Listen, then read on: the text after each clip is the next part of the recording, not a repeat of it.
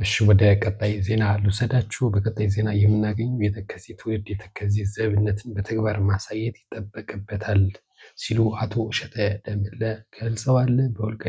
በአማራ ክልል በወልቃይት ዞን እንግዲህ በርካታ ስልጠናዎች እየተደረጉ እንደሆነ ነው እየተነገረ የሚገኘው። ሁመራ ሚያዝያ 8 ቀን 2017 አሚኮ እንደዘገበው ከሆነ በአማራ ክልል ወልቃይት ጠገዴ ሰቲት ሁመራ ዞን ወታደራዊ ስልጠና የወሰዱ ሰልጣኞች መመረቃቸው እየተገለጸ ይገኛል። በስልጠናው ወልቃይት ጠገዴ ሰቲት ሁመራ ዞን አስተዳዳሪ አሸተ ደምለ እንዲሁም የዞኑ ምክትል አስተዳዳሪ የሆኑት ኮሎኔል ደመቀ ዘውዱን በስልጠናው ላይ እንደተገኙ ነው እንግዲህ በምርቀቱ ላይ እንደተገኙ ነው የተገለጸው። ስልጠናው እውቀት ላይ ተመስርቶ ህዝቡን ማገልገልና የጸጥታ መዋቅሩን አደራጅቶ እንዴት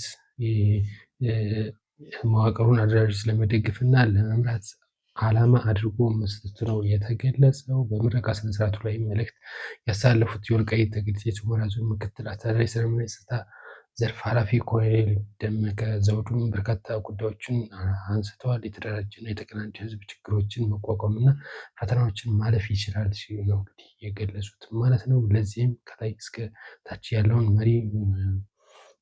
መሪ ወታደራዊ ሳይንስ አሰልጥኖ ማደራጀት አስፈላጊ መሆኑ ነው እንግዲህ አስፈላጊ እንደሆነ ነው እንግዲህ እሳቸው የገለጹት ማለት ነው። እንግዲህ ለማንነታችን እና ለወሰናችን ዘብ የምንሆነው ህዝብና መሪው በወታደራዊ እና ስነልቦና ቁመና የተሻለ ሲሆን ነው ያሉት እንግዲህ ኮሎኔል ደመቀ ዘውዱ ሁሉም ራሱን ለማብቃት ቁርጠኝነት ስልጠናውን መውሰዱ የሚደነቅ መሆኑን ተግባር ነው ሲሉ ነው የገለጹ። ስልጠናው መሪዎች ሁለገብ እንዲሆኑ ያስቻለ